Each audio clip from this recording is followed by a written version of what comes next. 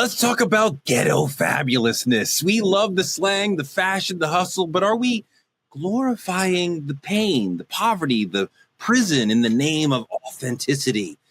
From trap beats to baby hairs, from real ones to RICO cases, we're unpacking the dangerous line between representation and romanticization. Not everything from the struggle deserves a spotlight. This is deeper than aesthetics. This is about how we shape identity and legacy and what we call real. Hit that subscribe button on Truth Talks Live and buckle up. This is Truth Talks. Let's go.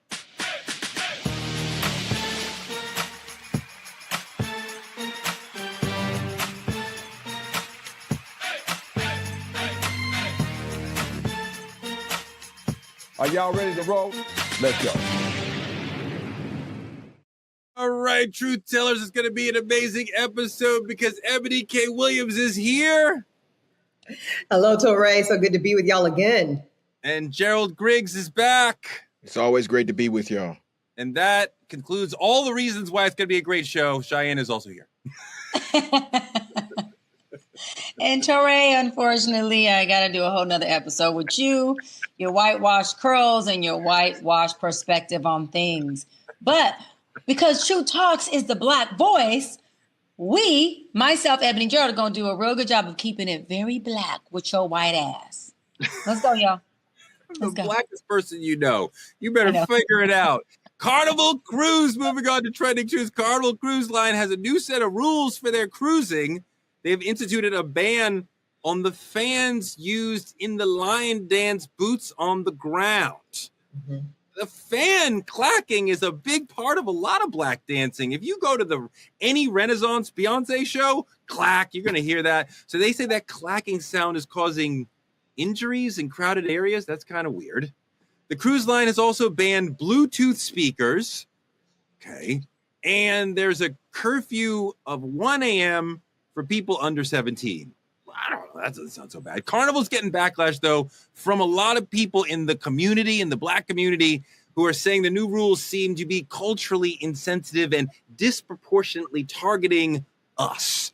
Listen to what folks on Ricky Smiley's show had to say about it. A lot of cruise lines are banning rap music. Yeah. They're banning the wobble. They're banning boots on the ground. You can't even bring a fan on board now. Mm-hmm. And it's I don't know why everybody's scared to have a conversation. I mean, it's uncomfortable because it is. I don't think it's a black thing. I think it's a black culture thing. And you know, we've had this conversation before where we talk about it's certain elements within our culture. We got to be honest about that. Like if you were to go to a Delta Sky Lounge, a lot of people have been to Delta Sky Lounge. Chill. If you drop that price to $29 for a Delta Sky Lounge, within a month, that's going to be a whole different experience in the Delta Sky Lounge. Yes, but a lot of people are getting tired. We have that one clip. Yeah, listen to this. They sick of y'all. And before y'all get on here talking about they racist, they hate black people. No, they hate. That's what they hate. I hate them too. Y'all don't know how to handle yourselves. Y'all get on here, get drunk, get to fighting, being disruptive, disturbing all the other passengers. Like, y'all act like y'all have no home training. Like, everywhere don't have to be a party. Some people pay for this just to simply relax. I'm with all the rules. Ban all the I'm going to say this and I'm going to get the up out of here. So I know I'm finna a lot of off with this one. I pay for my son to go to school so I won't have to deal with you garbage ass. I pay extra taxes to live in the neighborhood because I don't want to deal with you ignorant. I don't want to cut their grass. I don't want to deal with the got broke down cars in their yard. I don't want to deal with the get their trash can out the middle of the street. I pay so I can live that way. Come on. Yes. She said what I've been thinking a long time. You know how you've been thinking that, but you can't say it. No, you. This is a weird one for me, Dr. Bryant.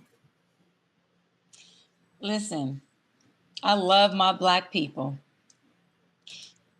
but I can't outstand niggas sometimes. And that's just the truth.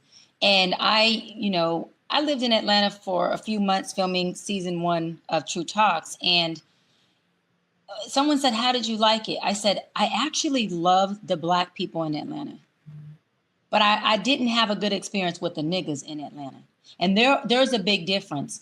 The scamming, the fake parking tickets that were on my car, the the conflict, the aggression that came with a group of niggas versus the Black people who were having effective conversations, who were very respectful, who were trying to show me the city and introduce different places and different environments to me. And they kept saying, maybe you were in the wrong area, Doc. Maybe. Where I lived was a great area, a great neighborhood. But point of what I'm saying is, I think that it can be a cultural sensitive piece to it.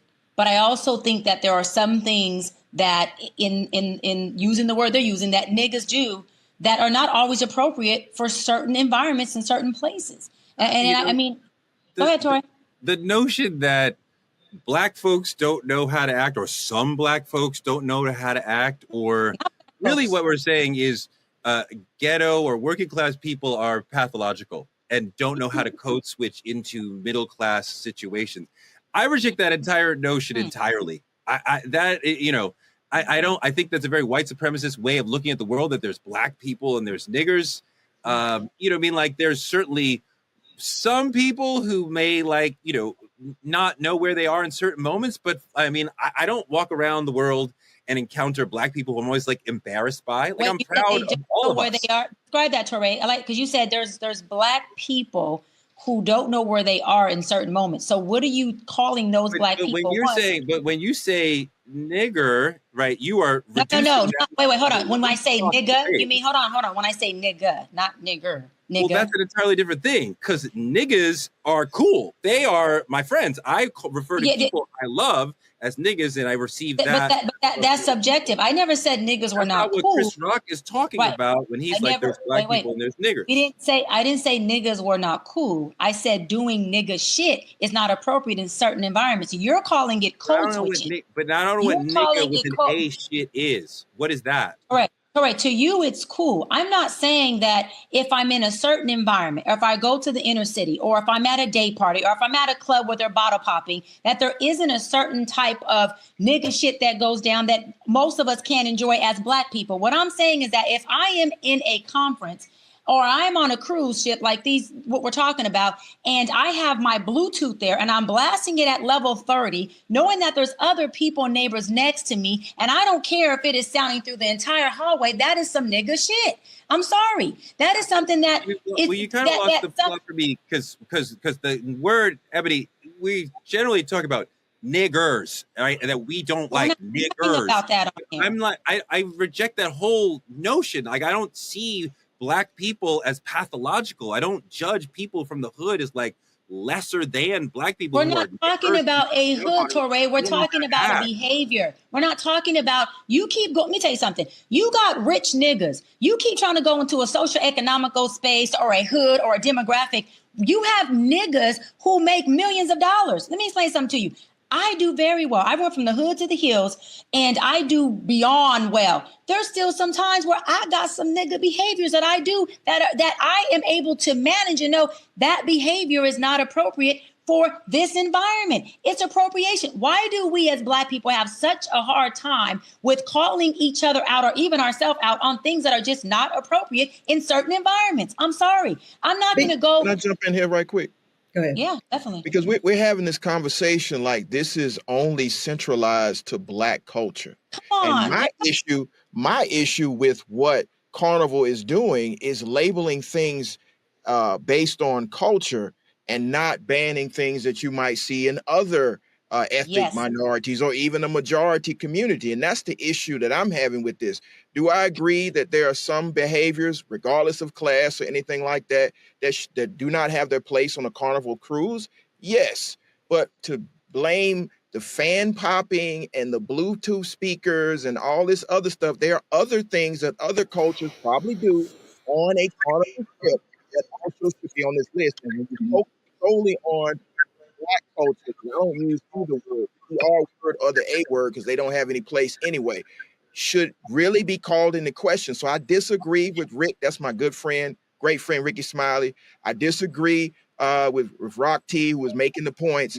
We have to drill down on the fact that, yes, there are certain behaviors that all communities do that are not appropriate, and maybe we should ban those on a Carnival cruise. But we shouldn't pinpoint black culture or something that perceived to be black culture and ban that. That's discrimination. Carnival Cruise has a statement trying to address the situation. Please know, they said, that this is not correct.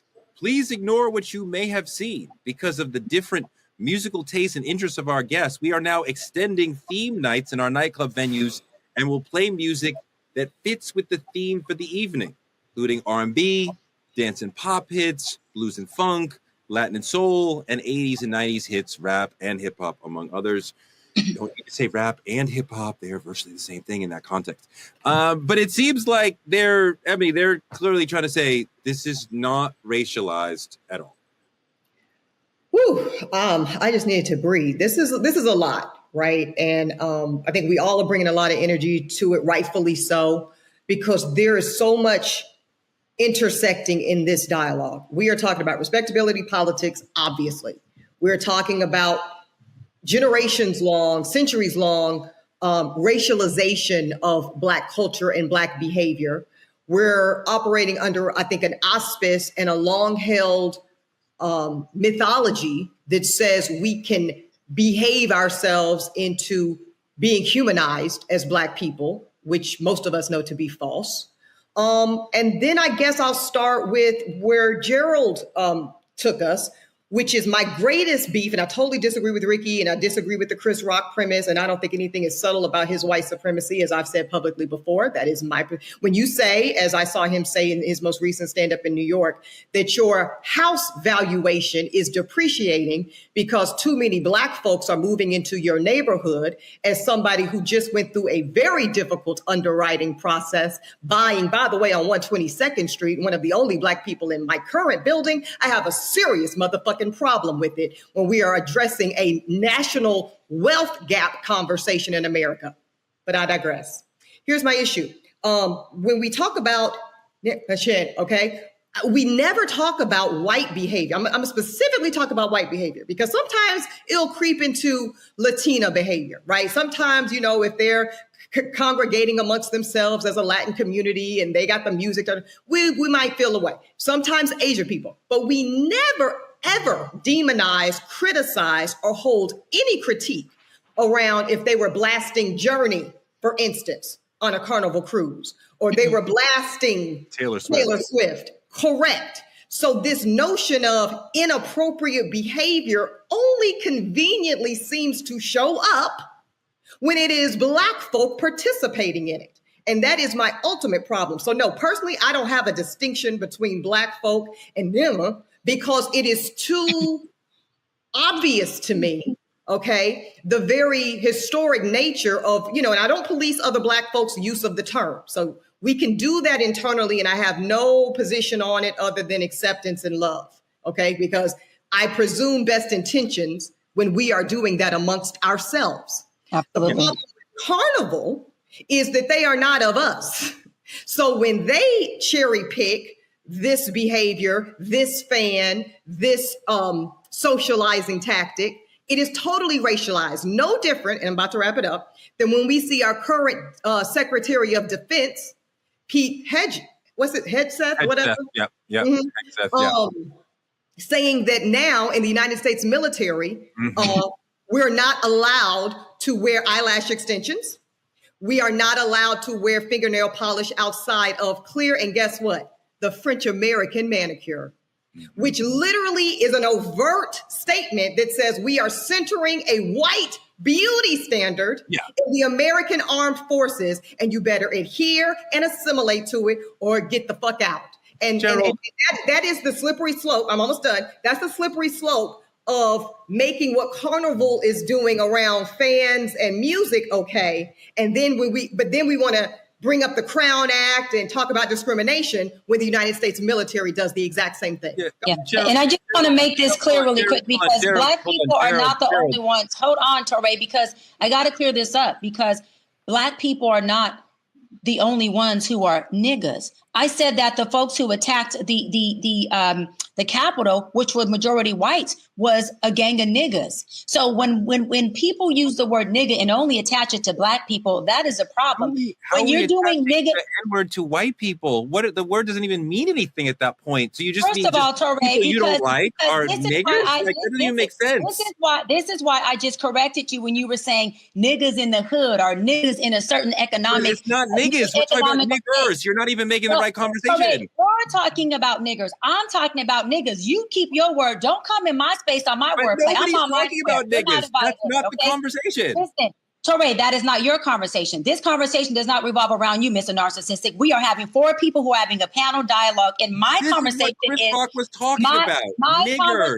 You, Chris Rock, and you may relate to each other. What I'm saying is that niggas means that you are doing something either ignorant or inappropriate. And that term can be blanketed for any race or person. In my opinion, you're not me, you're Torre. We do not have the same perception, thank God. When I say niggas do nigga shit, I'm saying a person is doing something inappropriate. A person is doing something that is not deemed for that environment, or it is causing an impairment, or it's causing a consequence. That is exactly what I'm saying. I am describing a behavior. You're describing race. If your mind doesn't articulate that, that is your problem. But niggas could be of any race. So nigga can be any race. That is the most anti-Black shit I've heard all day. Since the last time I heard Candace Owens say anything. Good. You know why that's you're good? Associating all bad behavior with niggas, no matter what race they're from. Hold on. I'm happy with you. You know what? You just proved my point.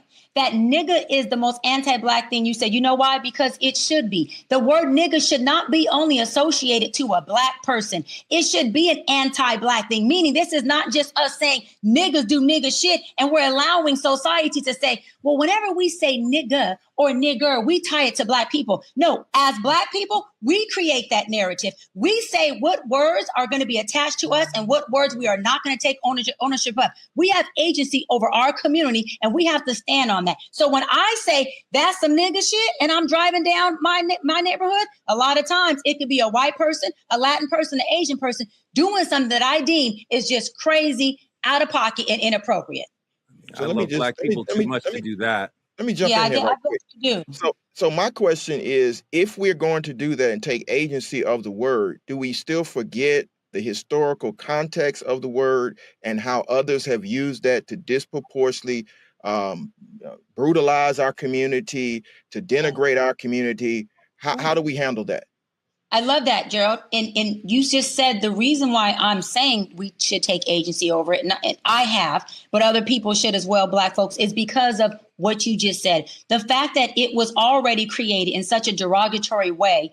And a lot of rap and hip hop and a lot of creatives have already taken agency over and actually made it a word that between two Black people, sometimes it means what's up, brother, or what's up, sister. Some people don't use it, but in our hip hop world, in our rap songs, they're not calling each other a derogatory term. When they're saying this, my nigga, they're saying what? This is my boy, or this is someone who I deem to have a relationship with. So yes, that means that because we remember how deeply rooted and negative and derogatory this word was, we take agency over it and we make it be what we want it to be. We don't just clothe ourselves with a word that they have created. And now we are going to say, yes, we're puppets. We're going to just align with whatever they tell us to do. Absolutely not. You can call me any word you want. I'm the one that decides on what that word means for me. Everybody may not have a strong internal locus like that. I do. And I'm vertical in who I am. Eboni, let me say this 1 second to what Cheyenne just said, Torre, and then I'll definitely will answer your question. I wholeheartedly respect what you just laid out, Cheyenne. In fact, at previous iterations of my evolution on this word, I've held very similar beliefs, you know, that the autonomy, the power, we can dictate it, we can apply it. My personal challenge currently, I'll be 42 in September, is this. I think that the word is entirely too socialized from a global lens at this station, to where the good faith attempt to assign it, reject it, exchange it, negotiate it in all of the brilliant ways in which you just laid out, I don't think they are socially available to us. I really don't. Now, Dr. Cheyenne Bryant can do and will do as you have laid out that you will continue to do. But I think that the ability for us as any individual Black person, and certainly for us as a collective Black culture, I do not believe there is enough collective power because of, to Gerald's point, the centuries-long history of the word's origin story and all of its iterations, whether it's niggas, nigger, nigga, I just think the roots literally run too deep from a global and American societal perspective for the actual ability to control the application in the way in which you describe, Cheyenne, to be there. That is just my experience. No, totally, Ebony, and I want to receive that, Teray, because I receive what you say, Ebony, but people are not going to stop using it. I know Teray just don't overtalk. People are not going to stop using it. So since they're not going to use it, we need to make sure that since our community is not going to stop using it, because what I say, Ebony says, Teray or Gerald says, then we need to make sure that we are in front of it, that we are taking agency over it, that we are making sure we're defining it in the way that we want to use it. There's nothing we're going to say on True Talks or any platform that's going to make our community say, we're just no longer going to use the word nigga. That's not realistic. So because of that, we have to be able to join our people, meet them where they are, have them meet us where we are, and say, let's create this word so that it is going to be used in a way where we have agency over it. So there's two different words, and we're trying to conflate. Please don't backpedal on that Conversation. And nigga with an A and nigga with an R are different words. They mean different things. They're applied in different situations. I have experienced, as you alluded to, so much love, especially coming from Black men, older than me, using the word nigga.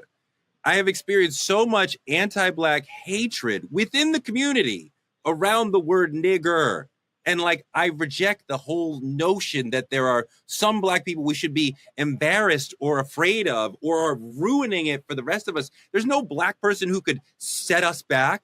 That's the entire notion is ridiculous. Nothing of my conception of Black people is changed by anything that people who you might say are niggers would do. I still love Black people no matter what any individual Black person does. Nobody can take us back. Nobody can embarrass me. So, there's the whole notion of niggers as Black people who embarrass us is completely bizarre to me. And it's incredibly anti-Black.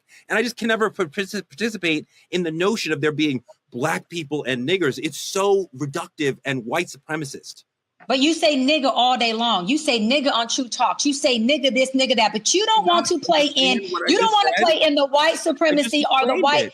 But systemically, you use the word more freely than anybody on this show. Nigga, you Dimitri. You know how many times you call Dimitri? What's up, nigga? Or nigga, please. You're the main one who uses it. Is there an internal? Do you have an internal struggle or an internal struggle between your white supremacists that you are unaware of and the Blackness that you're trying to portray on here? Because you the main nigga that use the word nigga all day long. You the main one. I just don't understand how you have 6 degrees and they're two different words. You the main one. Nigga, you the main nigga, nigga. You the main nigga, nigga. Now what? You the main nigga, nigga. You have a lot of divisive words. Because you have a divisive internal compass that 1 minute you're talking as though I'm this Black scholar. You do understand that they're two different words, right?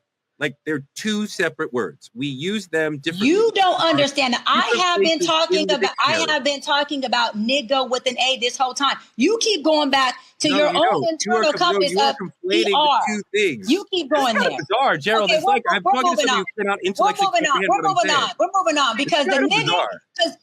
on because the main nigga Teray is doing nigga shit and not taking accountability. Move on, nigga. Move on. I love doing nigga shit. I do that all day long. Gerald. That's my main pocket. That's where I want to be. Gerald, the main one. Does not understand the main nigga who uses nigga got a problem with niggas. And I said niggas just do nigga shit. Move on, Teray. I just want to know, is this... Why do I feel like I'm in a... I'm about to pour myself a fucking drink. Why do I feel like I'm in a rap battle with Biggie and Pop? And y'all hitting each other up.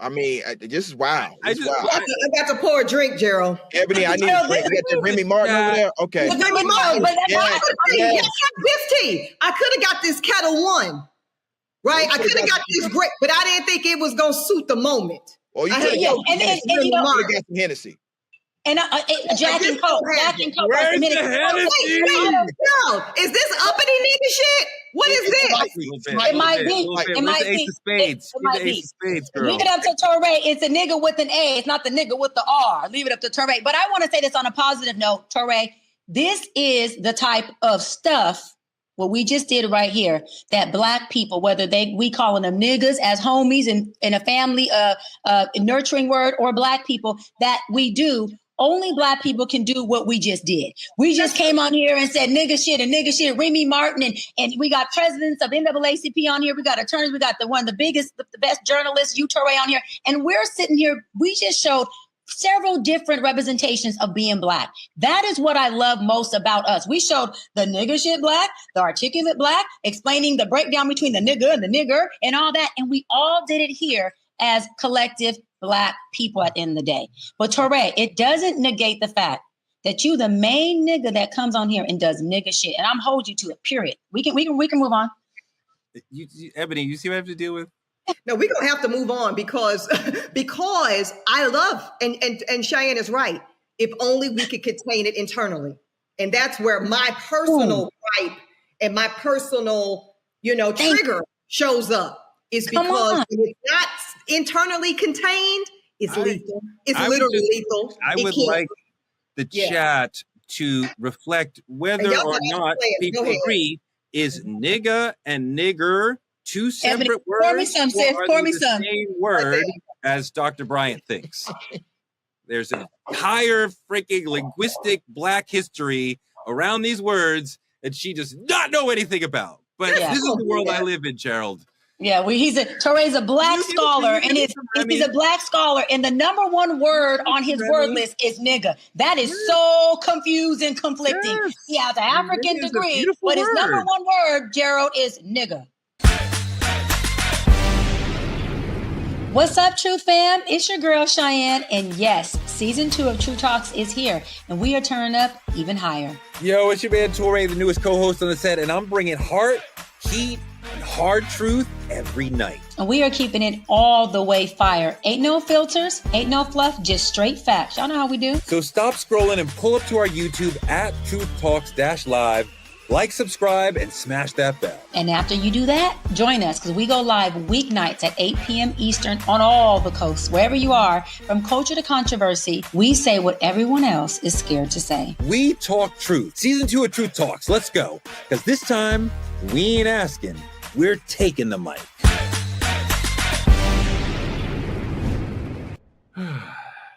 Go on to politicking. Congresswoman Jasmine Crockett is one of my favorite people in the House, and she has not ruled out running in the Texas Democratic Senate primary next year. She has not taken formal steps to that end, but she says she will make a decision depending on how many people reach out. Consider me, my sister, having reached out. She is the preferred candidate among Texas Democratic voters to run for the Senate in 2026. Recent polling has her beating the hypothetical primary field with 35% of the voters. She's very outspoken and fearless, but she's going to have to deal with an incumbent senator and John Cornyn. Gerald, this is tough. She's very popular, but Texas is solidly red. It would be hard for the good sister to become a Texas senator. They haven't gone for a Democratic senator since 1990. Back when Cheyenne was a little baby shy. It's been a very long time. Yeah, so I love her thought process here, but I just don't think it's time. Now, of course, it would be historic, and I think if there's any person that could do it, it would be our dear sister Jasmine Crockett. But given the politics in Texas right now with the gerrymandering and the voter suppression, I don't see a pathway for her right now. I would love for her to serve a few more terms in the House. She's become a leading voice in the House, speaking truth to power, both apologetically and unapologetically. And so I think she'd be a great candidate. But clearly now, I think her voice is needed in the House until they deal with the voter suppression and the gerrymandering and the attempts to subvert Black voting power and Latino voting power. So I think she should stay in the House for a little while. Gerald, in a state like Texas, in a Senate race, there's no gerrymandering, right? We both know that. But even if we do things straight up in Texas, it's very hard for a Democrat to win statewide office, right? It's been a very long time. There's just so many red voters there, Republican voters. Can I push back on that? And I know you directed it at Gerald, but here's the thing about that thinking. People say that about Louisiana, and they just had a 2-term Democrat governor. So I think that it's time that we dismiss this notion that any state, and I'm not saying you're saying this, Torre, right? But I just think this is just a moment of reflection, right? That we should have, that we no longer look at any state, not Georgia, who went blue for Biden, that many people said was the impossible, not Louisiana, who had Governor John Edwards for 2 terms. There's just no such thing as a state that is too red to turn. I don't believe in that anymore. Well, okay, that's fine. You mean You mean that's an accurate point? Let me help you out. That is a fact-based, accurate assessment of the American political landscape. Great job, sis. No problem. No. Unicorns are real. But it's cool. I love you. I still love you. But hold on, Gerald. Drunk her Remy Martin. Please don't mess with a sister on Remy Martin. Let that sister. Because I might have to go on some nigga shit. No, I'm just playing. I'm just playing. Oh, man. Wow! But Let me in this system. Wow. But to follow up on what Eboni is saying, and I agree with her, my only concern is, being in Georgia, being in the South, and of course, Texas is a part of the South, they pull some tricks in all these elections. And I don't want to see a sister as powerful as Representative Crockett have to endure that until we have fixed the issues of voter suppression. So she has a clear takeoff. Gerald, we both know that voter suppression has not yet actually changed any election, that Republicans have tried to use that to implement voter laws that are problematic for us, that keep us from voting, but they have never actually shown an election where voter suppression made a difference. But where I want to get you to comment on, did you not see the election in Georgia in 24? No, come on. I want to get you to talk about this. I want to get you to talk about 2020. We flipped the state. 2024, it went back purple. So I mean, I'm gonna push back on that. Have you proven that in court with Giuliani and Trump? Have we proven that? We will. It's on the docket. You will. But you have not yet. So we still haven't proven that there was an example of voter suppression making a difference. And I think the good sister has a problem that goes beyond any potential conspiracy theory. She's in a red state. But here's the thing I wanted to get you to talk about, Gerald. She's made a lot of her name by attacking Democratic leaders. And she calls out Leader Jeffries. She calls out senators. And she's been one of these people who's saying the Democratic Party is not doing it right. We are not in a wartime mode. We are too pacifist, and we need to have new leaders and be more aggressive. So do you think that some of Jasmine's Democratic colleagues might say, I don't want to support her because she's been attacking me and the leadership? I think so, but I don't think she cares about that. I think she's a new voice that's powerful and strong, and she recognizes that many people in the political system view the Democrats as weak, and so they need to be strong. And if somebody calls them out for being weak and their response is to be even weaker, that's on them, not her. And so what I'm just simply saying is, I don't want her to waste her political capital in a state where they're going to do some nefarious tactics to keep her from being a senator, where she can continue to lay the groundwork to make it a lot easier for not only to elect her a senator, but to elect more minority representation in the state of Texas. Because again, even though the state of Texas is ruby red, it's a majority minority state. Eboni, let me couch why I disagree with what Gerald said to you and get your response. Jasmine Crockett has made herself a big Democrat by being critical of other Democrats. That has brought her a lot of attention and a lot of money. She's one of the most famous people in Congress. That means she can go to other districts and campaign for people in their district and help them. So when you have the power to help other people in their elections, they don't care that you dissed Hakeem Jeffries or whoever. I can help. So she's one of the few people, one of the few Dems in Congress who's in power to help other people because of the brand that she's created. Well, I want to also, yes, and in addition to just internal party critique, she's also been one of the most outspoken and effective voices critiquing Trump and and doing more of, as Gerald said, what even Barack Obama came out last week and said the Dems need to do. Stop acting puss and step the fuck up. So I think that both of those messaging tentacles have been very effective for Jasmine Crockett. I guess this is what I would say about her running for Senate. I don't disagree that it might appear premature and maybe she wouldn't win. But I think that people can run for reasons other than necessarily winning, right?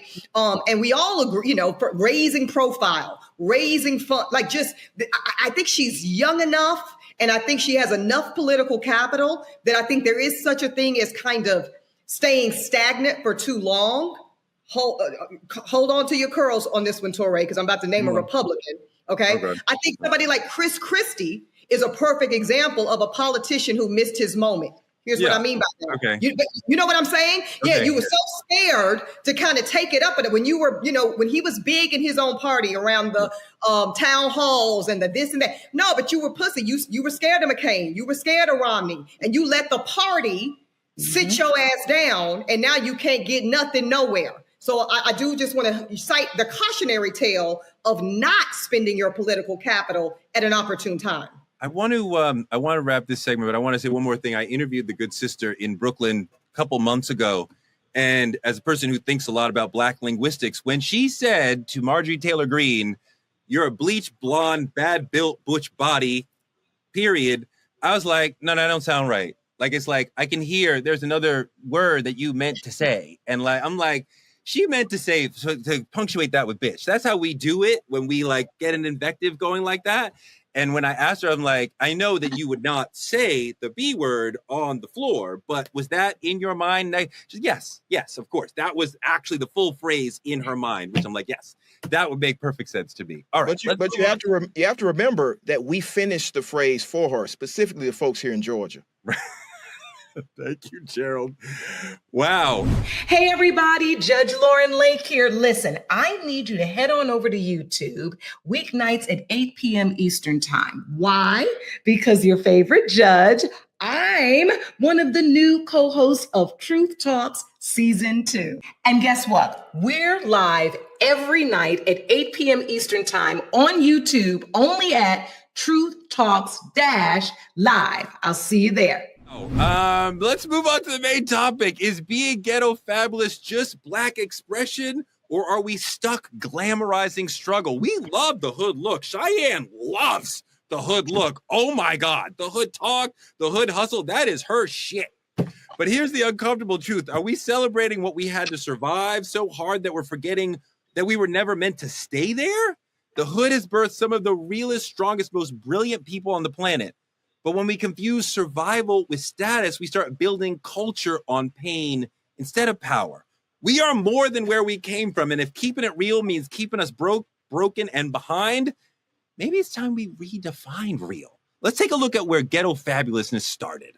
And my name is Misa Hilton. I'm a fashion stylist, designer, image consultant, life coach, and entrepreneur. And I want to give a shout out to all the beautiful women for Women's History Month. I discovered my passion for fashion and styling very early. As a young girl, I was a girly girl. I was into clothes and eclectic looks. I would daydream about fashion. As you know, back in the days, there were no music videos. Rap came on Friday and Saturday, and that was it, Mr. Magic, right? And I would visualize looks and clothing that I would wear, at the parties, not the club at the time, at parties, dancing to, these songs. And I would also think about what I would want the artist to wear. Isn't that weird? That was before music video time. So music was a big inspiration for me. Love to see Misa Hilton. Yes, she's got Puffy's first child, but this is a very important and influential stylist within the culture. She was part of that whole collective around when it was Uptown Records, Puffy, Andre Harrell. Andre Harrell, the late leader of Uptown Records, was a huge proponent and visualizer of what ghetto fabulous meant. And he talked about it as we are celebrating having survived the ghetto. We don't forget and we cherish the beauty and the style, but we're also moving forward and celebrating in an upscale way. And I mean, Mary J. Blige was part of that. Jodeci was part of that. Puff was part of Groovy Lou, Misa Hilton, Andre Harrell for sure. So when we start using a fashion statement in the ghetto that has turned into a lifestyle, why do we start to emulate instead of elevating the ghetto? Like, Gerald, do you think that we are too clinging to ghetto norms, or are we trying to move forward with this thing? I think it's a little bit of both. You know, as somebody that grew up in Atlanta during the Outkast generation, when we saw the rise of hip hop in the South, and shout out to LaFace Records and all of those, you know, you think back to those times. So we still wear the A hats and all the other things. But I think we are progressing in a way where we're becoming moguls who are influenced in the style. I just think we need to be a little bit more intentional in letting the next generation know, yes, we came from that. And now we're moving forward and we are owning a new reality. So I think we can't get caught up in the past as much. Now, don't get me wrong. I wear my A hat. I like having a Cadillac with big rims. You know, I had one. But now I've graduated up to, you know, something other than, you know, the dunk. I didn't have a dunk. But, you know, we graduate away from that. And so I just think we need to let the next your next generation understand that sometimes you mature out of some of this stuff, but you never forget where you came from. Doc, what do you think about ghetto fabulousness? And is it a celebration of hood aesthetics or a distraction from some of the systemic traps that marginalize us? I think it could be both. I think that the hood is a culture that should be celebrated, that people can be proud of coming from and being in with a plan of transitioning out or whatever that looks like for them. I always say, y'all hear me say all the time, I went from the hood to the hills. I don't live in the inner city anymore. I do a lot of work in the inner city through NAACP as president and Dr. Bryant Foundation.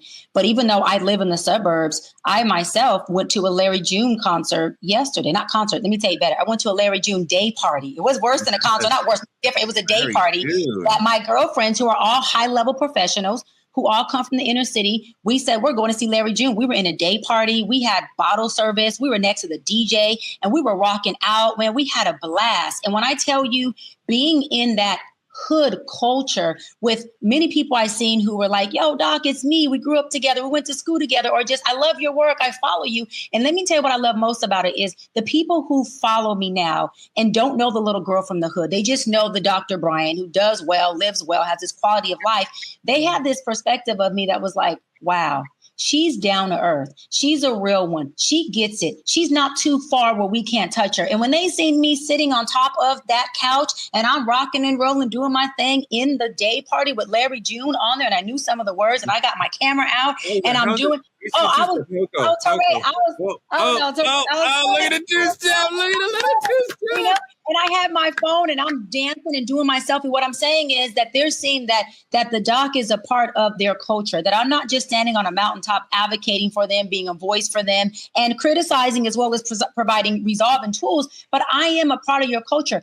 Like Gerald said, I may not go back there and I live there and I'm eating, sleeping and pooping there every day. But that's my culture. I'm a little girl from the hood. The hood breeds amazing, successful people. I'm one of them. I'm going to stand on that hood shit forever. Will I go back in and contribute to disparity? No. But let me say this. When it becomes an issue is when we glorify, right, materialistic things without talking or addressing the poverty. I'm going to wrap on this. When we make it, we put on the pressure for other people to look rich, but we absolutely don't have the riches of financial stuff or the wealth within family. That's when it becomes an issue, when we're not able to say, look, we know where we come from. We are part of the hood culture, but we're also going to identify the marginalization issues that are keeping us as a race of people, our community, despaired. So we got to do a duality of knowing that, hey, the hood is a culture, but also saying, how do we not strip the hood of culture? How do we continue to make it something that we can become better in and better from? And hanging out with one of my favorite rappers, Larry June. I'm not mad at you. Next, we're going to have you listening to the Clips album, because that's what we're all doing in hip hop right now. So please come join us. Let God sort them out. People just walk up to me on the street. What's your favorite song? They don't even say what we're talking about. That's where hip hop is right now. But Eboni, that is not the question. The question really is, are we celebrating ghetto-ness and ghetto culture and ghetto norms within our Black popular culture too much? Not too much. We should be celebrating it. I'm a very big proponent and advocate of holistic Black identity, because when we start self-editing aspects of our history and of our holistic scope of culture, we service white supremacy. Period. So I'm gonna speak on Cheyenne's beautiful sweater. I look at this sweater, and as she, obviously is in the hills these days, that sweater is Dapper Dan all day. That sweater is Harlem all day. That sweater is Ghetto fucking Fabulous, and I love it. Sure. It's very similar to a custom piece I had Dap make for me when I was in my first season as the first Black housewife on Real Housewives of Atlanta. It's hot pink and green. Shout out to the swords. And I'm doing so much when I wear that, right? I'm honoring my sorority, the first Black sorority on an HBCU's campus at Howard University. I'm also shouting out the ghetto fabulousness of it all in DAP and the history of that. And I'm confronting New York, who had the audacity to try to ostracize this man for being the creative Black genius that he is. So I say more and more and more, and all of the Ghetto Fabulous celebration, because and I think those of us, and I'm gonna group all of us in this, we really represent cultural elders to some extent at this point, right? We are to an extent gatekeepers of, what should be encouraged from future generations. And I think it's very important that we don't finger wag in this moment, that we don't try to police in this moment what parts of our culture and history absolutely need to be ushered in, welcomed in with open arms as the young folks take our culture to the next level. Yeah, she's absolutely right that the usage of the logo on the sweater is absolutely what DAP was doing and what Louis Vuitton, Gucci, them were not doing before he showed them. No, they were suing him, Touré. They were fucking taking this Black genius to court. But this is absolutely the aesthetic that he introduced to them, that he showed them would work for their stuff. Gerald, have we been hoodwinked into thinking hood rich is enough? That's real money. Like, it seems like the younger generation sometimes wants to embrace hood culture rather than aspire to something higher, like, say, a Will Smith mansion in Beverly Hills sort of existence. Well, I think we don't do enough to educate the next generation on what Ghetto Fabulous can lead to. And the first thing that comes to mind when I think Ghetto Fabulous, from being able to move from the hood to the suites, is Master P. And so when we having that real conversation, you can remain true to where you come from, but you can elevate the culture to ownership. So we got to make sure we are instilling in them, this is an entrepreneurial spirit that gets it from the mud, but you can't always stay in the mud. You got to elevate the mud till it becomes dirt and red clay. Shout out to the South. But, we just got to make sure people understand we came from this. We appreciate the ingenuity and the intelligence to get out of this, but also to keep who you really are. So I think that's where, as she said, we are now the elders. So I'm Unc now. So Unc is having this conversation about what it means to truly be. And that's why I keep bringing it back to Atlanta, because we're talking a lot about LA. We're talking a lot about New York, but the South has something to say. Okay. And so we got to make sure that we Andre.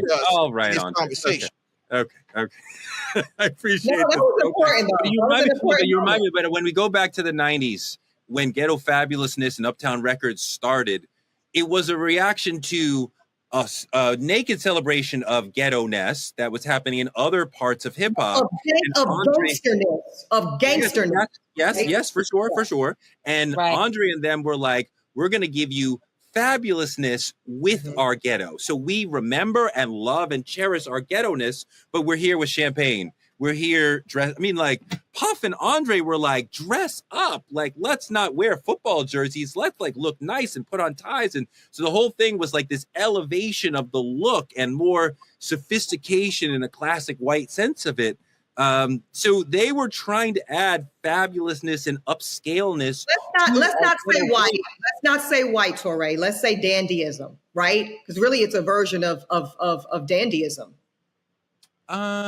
I think that they were trying to fit into white society. I think they were trying to say, presumptive. I want to be at the Hamptons. Why? Because Martha Stewart and Steven Spielberg are there. I want to be at Mr. Chow. Why? Because the white executives are there. Conversation with them. They might have wanted to be in Sag Harbor, where there's a history of Black success and elite. I don't know. To just say it was all about aspiring to whiteness feels wrong.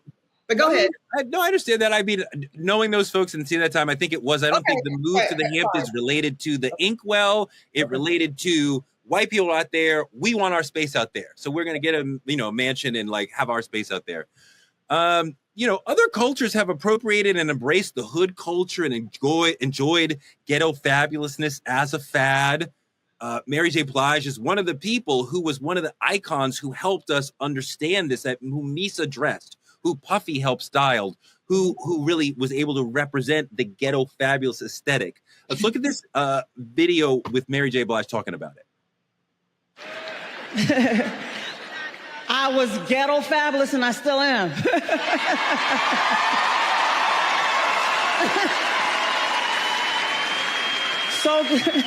So ghetto, so fabulous. And people were threatened by that. And now everybody want to be ghetto fabulous. Yeah, I mean, I see like Mary retains the hood inside of her, but she's here in a, $10,000 Versace dress or whatever. And like, she's trying to move to the next level in all these other ways, but she don't forget, right, Gerald? She don't leave it behind. Like that's part of her. It's part of like, we respect and love the hood, but we're also moving forward. Absolutely. Yeah, but go ahead. Go ahead, Gerald. I think that was to you. I was just going to say, like, Nipsey Hussle back to LA said, the hood culture is in you. It's not on you. And so it's not something that you walk in a room and say, I'm going to put this Louis Vuitton sweater on and then I can just encompass the hood culture. No, another woman could put this on who has no type of hood affiliation, and it doesn't make her the hood or cultured woman. I can put on a completely three-piece suit, and the little girl, Cheyenne from the hood, is in me. And she comes in every room that I step in, and I don't leave her hanging on purpose because she represents every little girl who's still in the hood, every adolescent or woman who's still in the hood who's saying, you know what?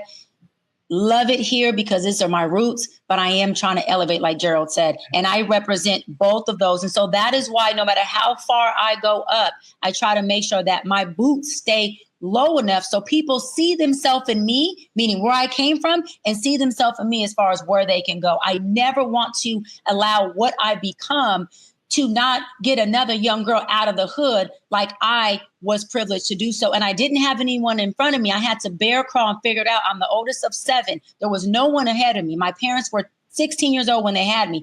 I want to make sure another little girl, little boy has an easier way out because of looking at a Dr. Bryant. Eboni, and so that's important for me. Eboni, there is an important value in breaking the cycle of hood culture, right? And trying to move us forward a little bit. And sometimes people are like, perhaps there's some accountability the Black community should have for, prioritizing hood culture over college culture. You remember, I'll never forget Chris Rock's joke of, oh, you have a master's? Well, you my master? Which is like, reject your education. I don't care what you have to say. What do you think about that?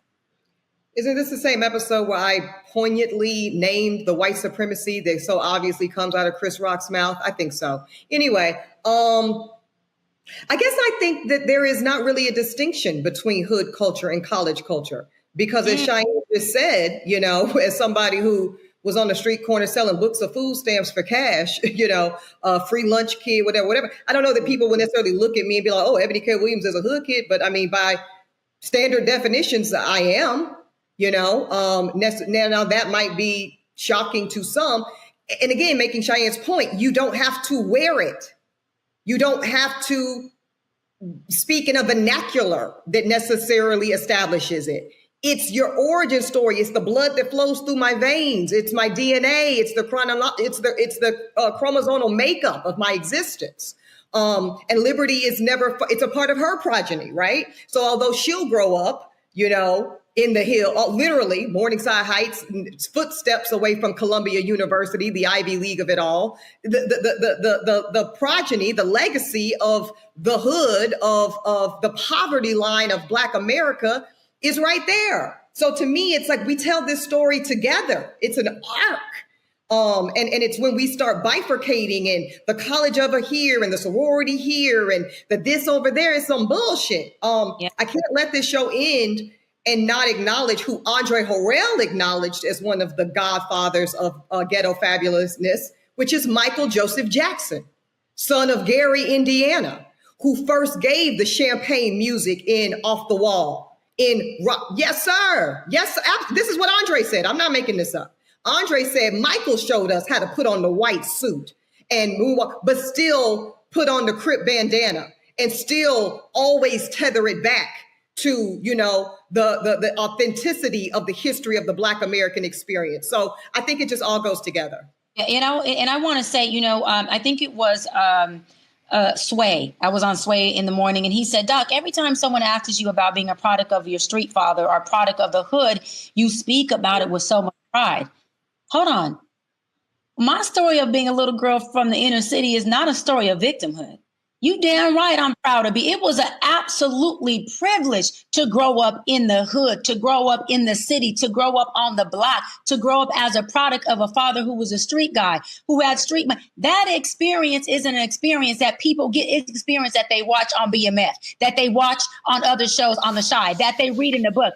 People are not privileged to get that adversity. They're not privileged to get that experience and be well-rounded and walk in rooms and say, that is exactly why I'm vertical and who I am. Because the shit y'all talking about, the things you saying about me, your feelings towards me, if you think that is going to touch what I've experienced growing up, y'all couldn't break me if you had a whole damn bulldozer from growing up in the inner city. Like the Bible says, it was good for me that I was afflicted, because those afflictions have allowed me to stand in rooms and be vertical and not waver and not shift and be on my square, 10 toes down, and know exactly who the hell I am. But when you got people who don't grow up in that type of adversity, they are searching for the identity. They are figuring out, can I hang in this? Am I flexible enough? Do I have backbone? That ain't a question that you got to ask me. That's not a question you're going to have to ask my babies. And that ain't a question that I see my father, my mother, or my grandparents have to ask themselves, because we grew up in wealth called family, and we were damn sure in the hood. And I would never want to erase my history of growing up in the hood. It is the reason why I can even, I'm gonna wrap on this. The reason why I can so much enjoy and be so grateful the wealth and being in the hills and my mansion and my multi-million dollar success is because the hood is why I can so much be grateful for this and not take advantage of it and use it as a weapon towards people, but understand how much of it is as a tool. Because there's people in the hood right now who we cannot make feel bad about still being there, who want out, who are just trying to figure out, what does that look like? What is the pathway? Who do I call? What's the resource? And for those people, I want you to understand because I'm a manifestor with you, when you do make it to wherever you want to make it, listen, because of your adversity, because of your hood, you are going to be able to be in gratitude much more than anyone who's always had it their entire life. Gerald, Black culture sells. This is part of what we're talking about with Ghetto Fabulous, and it's a way of articulating a vision, an aesthetic, and then selling that to the people. We're often appropriated all the time. How do we turn the cultural pride that we're talking about that manifests as Ghetto Fabulousness into real, actual power rather than having it flipped into Black exploitation? We need to make sure that we own the brands that are exploiting this particular area of our culture. We need to make sure we monetize through ownership. And so that's what I want to impart in individuals who have the grind, because again, to get out, you got to have a different type of grind to get out. And so what I want to impart in them is the ability to monetize what they see every single day. Because again, everybody understands that the culture comes from the mud. And so once you understand, okay, this is how I can monetize this, I need to make sure it flows back into that community so we can now uplift the entire community. So we're not just talking about 1 or 2 or 3 people made it out. We've uplifted the whole community. And now we don't have to worry about the next generation glorifying that particular lifestyle. We've uplifted the entire community. Ghetto Fabulous. This is an amazing aesthetic within Black culture that I was privileged to watch from its infancy. I think it's about celebrating the ghetto and saying, let's move forward. And we look at people like Mary J. Blige, Jodeci, even early Bad Boy stuff. They are celebrating the rise up from a poor beginning to become people who everybody is looking up to, who are classy, who are fabulous, who are doing it big. Just like Dr. B sometimes. That's all we have for tonight. Thank you for all the super chats you got coming in. Like, comment, and subscribe on our YouTube channel at Truth Talks-Live. Don't forget to support Black media at Cash App Truth Talks Live, or use any of the links on your screen to help support our show so we can continue to argue with Dr. B again. Get your Truth Talks membership today. Click here on the screen and choose from 3 different exciting tiers. Small businesses and influencers can partner with us by visiting truthtalkslive.com. Black media is under attack, y'all. This show is being shadow banned. So help us out. Support us by telling a friend to tell a friend to check out Truth Talks every night, 8 p.m. EST, 8 p.m. PST. We'll be back every night to argue weeknights at 8 p.m.